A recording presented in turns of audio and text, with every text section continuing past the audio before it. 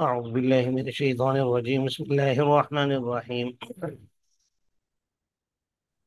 وقال الملك ائتوني به أستخلص لنفسي فلما كلمه قال إنك اليوم لدينا مكين أمين قال اجعلني على خزائن الأرض إني حفيظ عليم صدق الله العظيم۔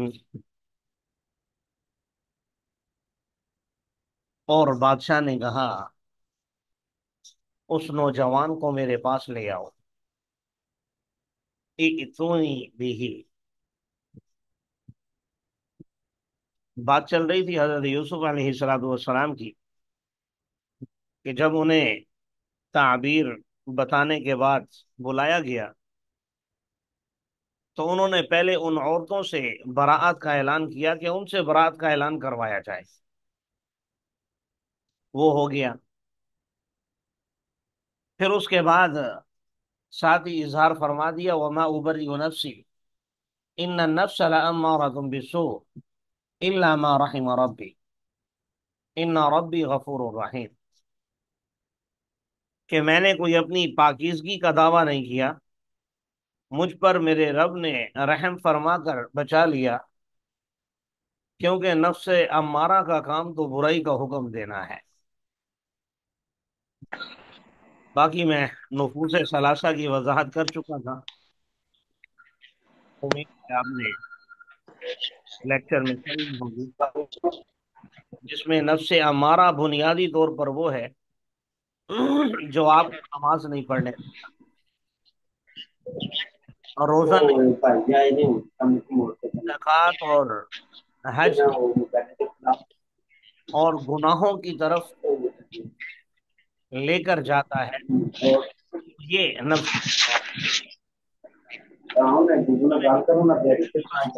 آگے چلوں گا۔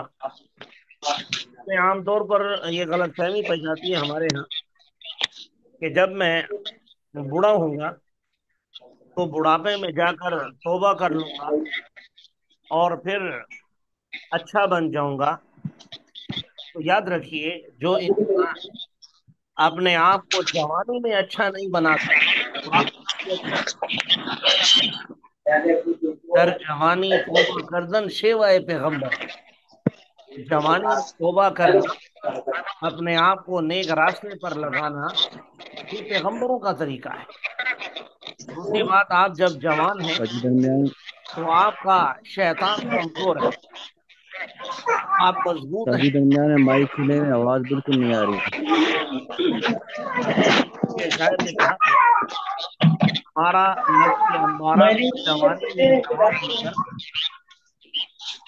استاد جی آپ کی آواز بھلا بالکل نہیں کیا آ رہی۔ تیر مارو گے بڑھاپے میں کماں بن کر، نہ مارا نفس امارہ کو جوانی میں جواں بن کر، بھلا ساجو آواز نہیں آ کیا رہی۔ تیر مارو گے بڑھاپے میں کماں بن کر، اس لیے جوانی میں آپ عبادت کیجیے اور اپنے آپ کو راہ راست پر لائیے۔ مائک بند کر لیں، میسج بھی کیا ہوا ہے ایک ساتھی نے استاد ماشاءاللہ۔ جی آپ کی آواز نہیں آ رہی میری بالکل۔ آواز نہیں آ رہی ہے آپ حضرات کو؟ نہیں استاد جی بالکل شروع سے اور سمجھ ہی نہیں ساتھ ہی آئی۔ ساروں کو میوٹ کر دے، ساروں نے اسپیکر آن کیے ہوئے ہیں۔ یہ مائک کھلے میں سب کے استاد جی بالکل آواز ہی نہیں آ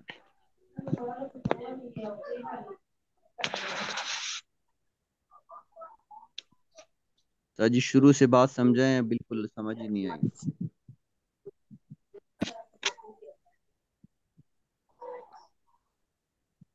یہ تنویر ہے، کوئی تنویر استادی سے میک کھولے، ادھر بچوں کا شور بھی ہے، تنویر ہے، اگر نمبر ہے تو جی اس جی، کو فون کریں۔ نہیں وہ تو کر لیتے ہیں، ان کو میوٹ کر دیتے ہیں، لیکن ابھی میری آواز آپ حضرات کو صاف آ رہی ہے کہ نہیں آ رہی؟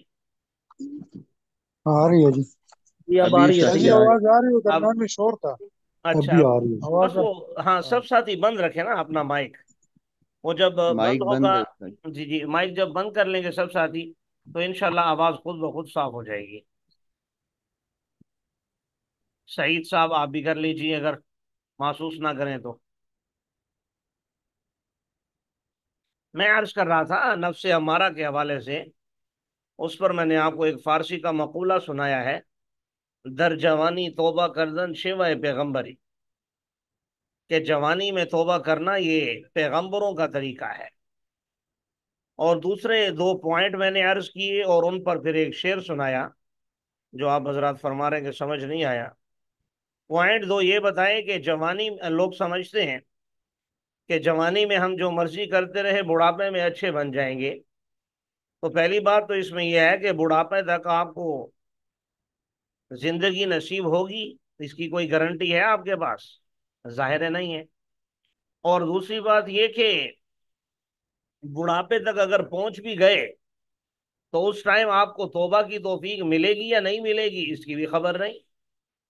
تو اسی لیے خام خواہ اپنے آپ کو اس جھنجٹ میں ڈالنا کہ جوانی میں جو مرضی کرتے رہیں تو بوڑھے ہو کر ہم بھی تسبیح پکڑ لیں گے، مسجد میں آ جائیں گے، یہ مشکل ہوگا۔ دوسری بات یہ ہے کہ جوانی میں جب آپ نے گناہ کم کیا ہے تو اسے چھوڑنا آسان ہے۔ مثلا آپ نے 5 سال گناہ کیا، 20 سال کے آپ ہیں، 15 سال کی عمر میں حکم لاگو ہوا، تو 5 سال کیا ہوا کام چھوڑا جا سکتا ہے۔ لیکن بڑھاپے میں پہنچ کر جب ایک گناہ آپ نے 50 سال کیا ہے تو وہ کیسے چھوڑیں گے آپ؟ تیسری بات یہ کہ آپ کا شیطان ابھی کمزور ہے، آپ مضبوط ہیں، اور بڑھاپے میں آپ کمزور ہوں گے، شیطان مضبوط ہوگا۔ تو انہی باتوں کو، یہ 3 4 جو میں نے عرض کی ہیں، ایک شاعر نے کہا کہ نہ مارا نفس امارہ کو جوانی میں جواں بن کر، بھلا کیا تیر مارو گے بڑھاپے میں کماں بن کر۔ بڑھاپے میں انسان کی کمر جھک جاتی ہے نا، تیر کمان کی طرح ہو جاتا ہے، تو اس نے یہ طنز بھی کیا ہے اور انسان کو جھنجھوڑا بھی ہے کہ اگر آپ نے اپنی جوانی میں نفس امارہ کو نفس لوامہ اور پھر نفس مطمئنہ نہیں بنایا تو بڑھاپے میں بھی آپ کو کبھی اطمینان حاصل نہیں ہو سکتا۔ یہ میں تھوڑا سا آپ کو ربط بتا رہا تھا، وقال الملک ائتونی بہ استخلصہ لنفسی کا۔ آپ سبق تو ابھی شروع کریں گے آگے۔ جی، تو اس آدمی نے جب آ کر تعبیر بتائی تو بادشاہ نے کہا ائتونی بہ، اس نوجوان کو میرے پاس لے آؤ بھائی، جس نے اتنی بہترین تعبیر بتائی ہے، اتنا بہترین حل بتایا ہے، اور اس پر اگر کوئی عزیز مصر کی طرف سے الزام ہے تو کوئی بات نہیں۔ استخلصہ لنفسی، میں اسے اپنے لیے خالص کر لوں گا، میں اس کو خاص اپنا ہم نشین یا اپنا نمائندہ بنا لوں گا، اپنے لیے رکھ لوں گا، عزیز مصر سے اس کا تعلق ہی نہیں ہوگا۔ فلما کلمہ قال انک اليوم لدینا مکین امین۔ جب یوسف علیہ السلام تشریف لائے اور ان کی گفتگو ہوئی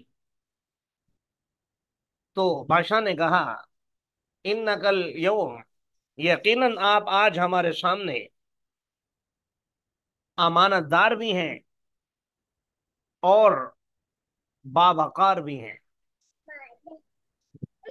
یقیناً آج ہمارے سامنے، یعنی ہمیں آپ کے اندر یہ دو خاصیتیں نظر آ رہی ہیں کہ آپ عزت دار بھی ہیں، امانت دار بھی ہیں۔ اور چونکہ حضرت یوسف علیہ السلام نے یہ حل بتایا تھا کہ آپ نے کیا کرنا ہے قحط زدہ سالوں میں، تو اس نے یہ پیشکش کی بادشاہ نے، جس کا نام میں نے عرض کیا تھا ریان بن ولید، تو اس نے یہ حضرت یوسف علیہ السلام کے ہاتھوں پر ایمان بھی لے آیا تھا۔ اور عزیز مصر کا پھر انتقال ہو گیا تو ایک روایت کے مطابق زلیخا کا حضرت یوسف علیہ السلام سے نکاح بھی ہو گیا۔ بہرحال یہ روایات ہیں جو میں نے ذکر کی ہیں۔ قرآن یہ کہہ رہا ہے کہ جب اس نے یہ پیشکش کی کہ آپ ہی وزیر خزانہ بن جائیں، آپ کے ہی ذمہ لگا دیتے ہیں سب کچھ، یہ کون، آپ ہی اس طرح کا کوئی بندہ ہمیں ڈھونڈ کر دیں پھر جو ان انتظامات کو سنبھال سکے۔ تو حضرت یوسف علیہ السلام نے فرمایا اجعلنی علی خزائن الارض، آپ مجھے بنا دیجئے زمین کے خزانوں پر، یعنی مجھے وزیر خزانہ بنا دیجئے۔ انی حفیظ علیم، یقیناً میں حفاظت کرنے والا بھی ہوں، بیت المال کے مال کو اپنے باپ کا مال سمجھ کر عیاشیاں نہیں کروں گا جیسے آج کل ہمارے حکمران کر رہے ہیں، اور علیم، میں جانتا بھی ہوں کہ حکومتی نظم و نسق، آج کل ہمارے نمائندوں کو تو کل هو اللہ پڑھنی نہیں آتی، تو جو لوگ اللہ کے ساتھ مخلص نہیں ہیں، اللہ کے حقوق ادا نہیں کر رہے، وہ انسانوں کے کہاں سے کریں گے؟ بہرحال تو فرمایا میں حفیظ بھی ہوں، علیم بھی ہوں۔ اور بعض علماء نے لکھا ہے کہ اللہ تبارک و تعالیٰ نے حضرت یوسف علیہ السلام کو اکاؤنٹنٹ کا علم بذریعہ وحی عطا فرمایا تھا کہ آپ نے یہ سسٹم کیسے چلانا ہے۔ تو ظاہر انبیاء ان ہوا الا وحی یوحا، اللہ کی طرف سے ان پر وحی نازل ہوتی ہے، اور ہر زندگی کے موڑ پر ان کی رہنمائی کی جاتی ہے۔ تو جو اس وقت کا وزیر خزانہ تھا وہ خواہ عزیز مصر تھا، بعض نے کہا عزیز مصر تھا، اسے معزول کر کے حضرت یوسف علیہ السلام کو وزیر خزانہ لگا دیا گیا۔ اللہ تعالیٰ فرما رہے ہیں وَكَذَلِكَ مَكَّنَّا لِيُوسُفَ فِي الْأَرْضِ، اس طرح ہم نے یوسف علیہ السلام کو زمین میں ٹھکانہ دیا۔ ملک مصر میں یہ سوال کیا تھا نا، جو آپ اس سوال کو نہ بھولیں جو میں نے سورت کے آغاز میں بتایا تھا کہ آپ صلی اللہ علیہ وسلم سے یہ سوال ہوا تھا کہ بنی اسرائیل تو فلسطین کے رہنے والے تھے، یہ مصر میں کیسے پہنچ گئے، مصر کیسے پہنچے؟ تو اس کا جواب یہاں دے رہے ہیں وَكَذَلِكَ مَكَّنَّا لِيُوسُفَ فِي الْأَرْضِ، اور باقی اللہ تعالیٰ اپنا قدرت کاملہ کو بھی بیان فرما رہے ہیں کہ جس انسان کو قتل کرنا چاہتے تھے کنویں میں اسے پھینکا گیا، اس پر الزامات لگائے گئے، اسے بازاروں میں بیچا گیا، اسے جیل خانوں میں، عقوبت خانوں میں بند کیا گیا، لیکن وَكَذَلِكَ مَكَّنَّا لِيُوسُفَ فِي الْأَرْضِ، اللہ تبارک و تعالیٰ نے اس انسان کو اقتدار جیسی نعمت عطا فرما دی۔ يَتَبَوَّأُ مِنْهَا حَيْثُ يَشَاءُ، ٹھکانہ پکڑے اس میں جہاں وہ چاہے، یعنی اب جہاں چاہے رہے، کوئی مسئلہ نہیں ہے، اب تو وزیر خزانہ ہے، ہم اپنی رحمت جس کو چاہتے ہیں پہنچا دیتے ہیں، اللہ ہم سب کو پہنچائے۔ وَلَا نُضِيعُ أَجْرَ الْمُحْسِنِينَ، اور ہم نیک لوگوں کا اجر کبھی ضائع بھی نہیں کیا کرتے۔ وَلَأَجْرُ الْآخِرَةِ خَيْرٌ لِلَّذِينَ آمَنُوا وَكَانُوا يَتَّقُونَ، اور آخرت کا اجر بہتر ہے ان لوگوں کے لیے جو ایمان لائے اور جو پرہیزگاری اختیار کرتے ہیں، جو متقی پرہیزگار بننے کی کوشش کرتے ہیں، تو اللہ تبارک و تعالیٰ فرما رہے ہیں کہ ہمارا ان پر خاص کرم ہوتا ہے۔ اب وہ والے جو 7 سال تھے گزر گئے، اب اس کے بعد قحط کے 7 سال شروع ہوئے، اور ظاہر ہے قحط یہ صرف مصر میں نہیں پڑا تھا، پوری دنیا میں پڑا تھا۔ جب اس کے اثرات پوری دنیا پر پڑے تو حضرت یعقوب علیہ السلام کی جہاں رہائش تھی وہاں بھی پڑے۔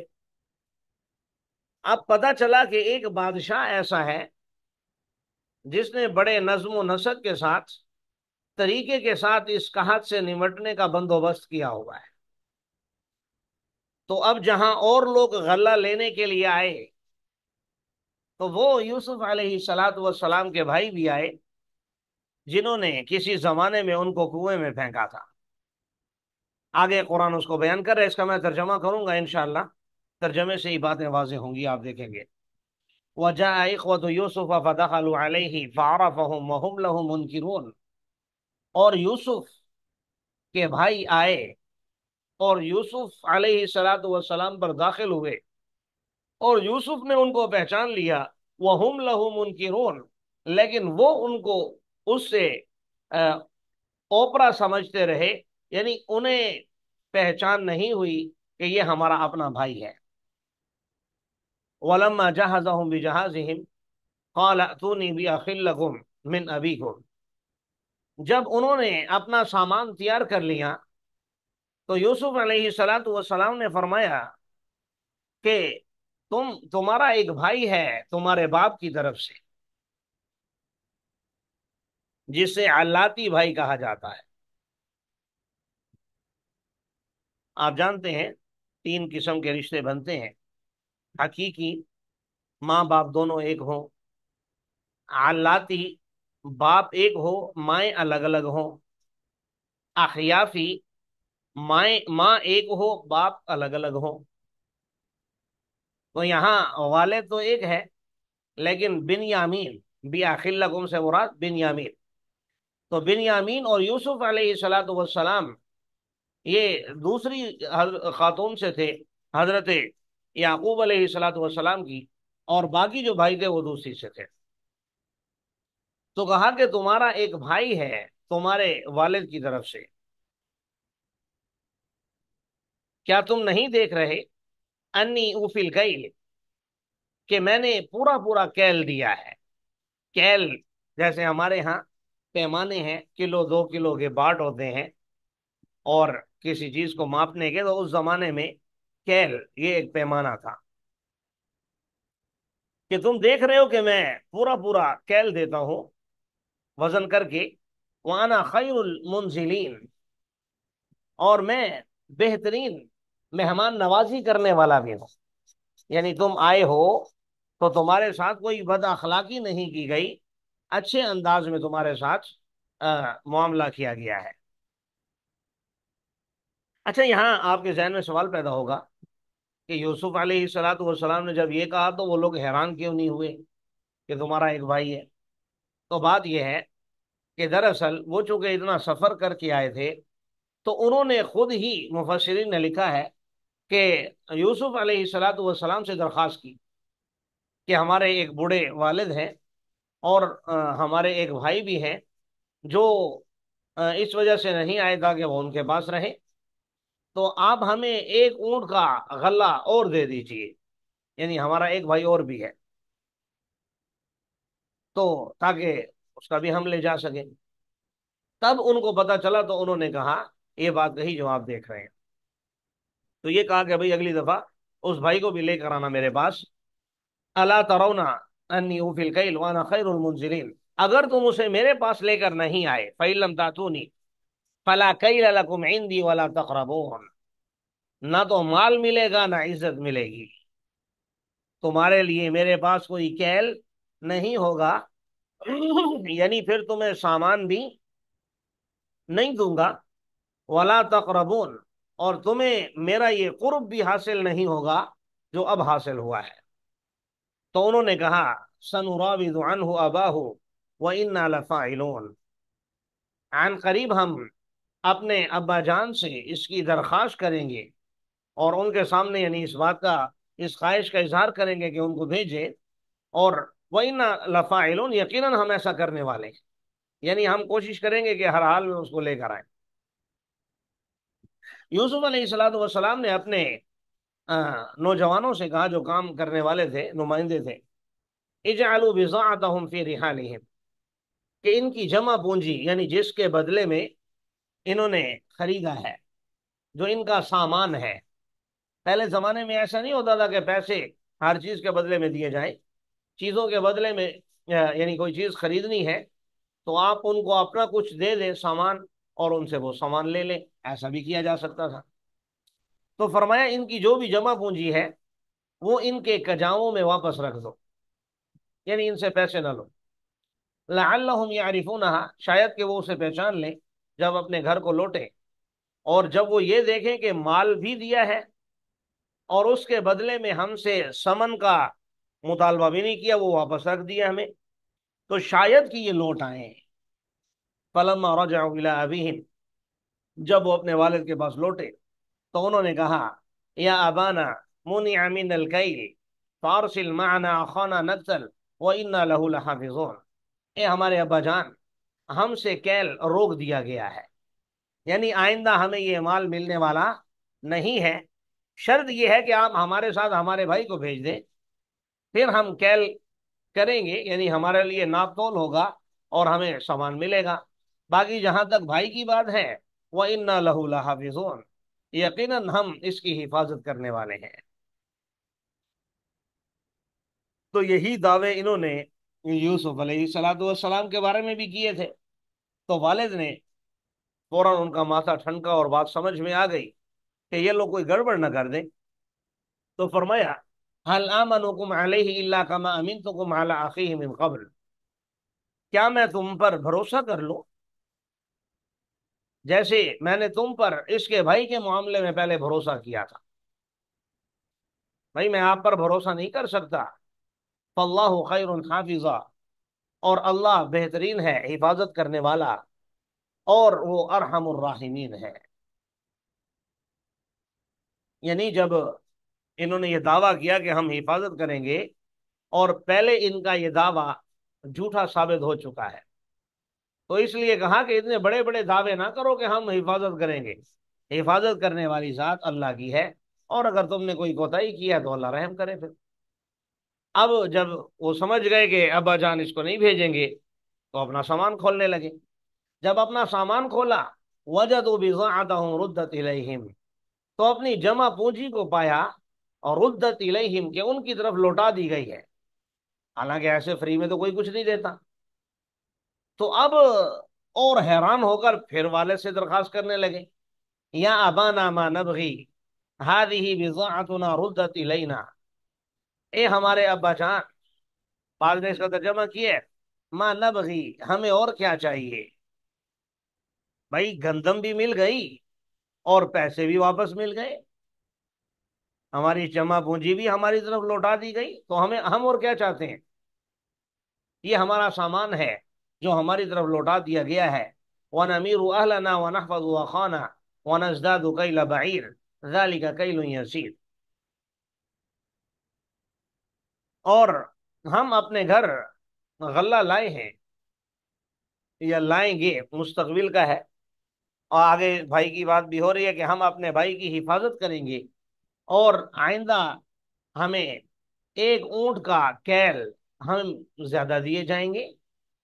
ذالک کیل یسیر، اور یہ تو بڑا آسان کیل ہے۔ بھائی پیسے بھی واپس مل رہے ہیں اور سامان بھی مل رہا ہے، تو اور کیا چاہیے ہمیں؟ گویا والد سے دوبارہ درخواست کرنے لگے، تو انہوں نے کہا لن ارسلہ معکم، ہرگز میں اسے تمہارے ساتھ نہیں بھیجوں گا، حتیٰ کہ تم مجھے اللہ کی طرف سے پکا عہد دو کہ تم ضرور پر ضرور اسے میرے پاس لاؤ گے، الا ان یحاط بکم، مگر یہ کہ تمہیں گھیر لیا جائے۔ یہاں سے یہ بات بھی سمجھ میں آئی کہ انسان کو اپنے آپ کو بہت فنڈر نہیں سمجھنا چاہیے، یعنی ایسا وعدہ نہیں کرنا چاہیے کہ 100% میں اس میں خیال کروں گا، میں تو یہ کر کے رہوں گا، ایسے کسی کام کا چیلنج نہیں کرنا چاہیے۔ اس لیے حضرت یعقوب علیہ السلام نے ان کے سامنے استثناء کر لیا، الا ان یحاط بکم، یعنی ایسی کوئی سچویشن آ جائے کہ تم وہاں پر بے بس ہو جاؤ، پھر تو ایک الگ بات ہے۔ تو جب انہوں نے عہد دے دیا تو فرمایا اللہ علی ما نقول وکیل، اللہ کارساز ہے ان باتوں پر جو ہم کہہ رہے ہیں۔ اب آگے بیٹے تو سبھی تھے، تو اس لیے ان کو نصیحت کی، میرے پیارے بیٹوں، ایک دروازے سے داخل نہ ہونا، داخل ہونا متفرق دروازوں سے، اور یہ بات جو میں کہہ رہا ہوں صرف احتیاطاً، وگرنہ تمہارے کام نہیں آئے گا۔ اللہ کے سامنے کچھ بھی نہیں ہے حکم مگر اللہ کے لیے، اسی پر میں نے بھروسہ کیا، اور اسی پر چاہیے کہ بھروسہ کریں بھروسہ کرنے والے۔ اور جب وہ داخل ہوئے اس طریقے سے جس طریقے سے ان کے ابا نے حکم دیا تھا، ما کان یغنی عنہم من اللہ من شیء، تو ان کو کسی چیز نے کام نہیں دیا اللہ کے سامنے کچھ بھی، مگر ایک حاجت، ایک خواہش جو یعقوب علیہ السلام کے دل میں تھی، جس کو انہوں نے پورا کر دیا۔ اور یقیناً وہ علم والے تھے، اس علم کے جو ہم نے ان کو سکھایا ہے، لیکن اکثر لوگ یہ باتیں نہیں جانتے۔ کہ جو آخری 2 آیتوں میں بات ہے کہ بھئی مختلف دروازوں سے جانا اور اللہ کے مقابلے میں تمہیں یہ کچھ بھی نفع نہیں دے گا. تو یہاں یہ کہنا چاہ رہے ہیں کہ بھائی آپ نے جو اسباب اختیار کرنے ہیں کسی بھی چیز میں، تو ان اسباب کو 100% کامیابی کا ذریعہ سمجھ لینا. یا جیسے آج آپ کو ترقی ملتی ہے تو بھائی مجھے اپنی تعلیم کی وجہ سے ملی، تو ایسا نہیں. آپ نے کوئی بھی بات کرنی ہے تو اس میں دعوے کا عنصر نہیں ہونا چاہیے. تو اس لیے فرمایا کہ ہونا تو وہی ہے جو میرا رب چاہے گا. اسباب کے درجے میں نے آپ سے کہا ہے کہ آپ مختلف دروازوں سے داخل ہو جائیں. باقی یہاں اسباب کی اقسام بتانا چاہ رہا ہوں، وقت مختصر ہے. انشاءاللہ کل سبق کے آغاز میں آپ میں سے کوئی یاد دلائے گا تو اسباب کی اقسام بتا کر سبق شروع کریں گے کل انشاءاللہ.